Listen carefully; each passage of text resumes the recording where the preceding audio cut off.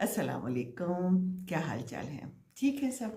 जी। तो मैंने बताया था ना कि मैं लाहौर से इस्लामाबाद आई हुई हूँ अपने भाई की तरफ, और कल इंशाल्लाह ताला उम्रे पे जाना है। और आज मेरे भाई की बेटी की सालगिरह थी। तो रात को 12 बजे मैं तो सो गई थी, तो बड़ा शोर शराबा मचा। तो पता चला कि उसके ससुराल में से सारे लोग आए हैं और फिर 12 बजे हैप्पी बर्थडे की है। और उसके बाद फिर केक वगैरह कटा है। मैं तो सो गई थी, मैं बड़ी थकी हुई थी कल, क्योंकि सफ़र के बाद मैं थक गई थी।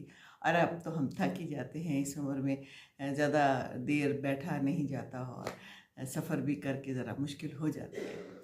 तो बहरहाल काफ़ी शोर था, मेरा कमरा ऊपर था, और मैं कहूँ कि पता नहीं ये शोर किस बात का है, रात को 12 बजे क्या हो रहा है। बिल्कुल मेरे जहन में नहीं था कि ये सब कुछ हो रहा है।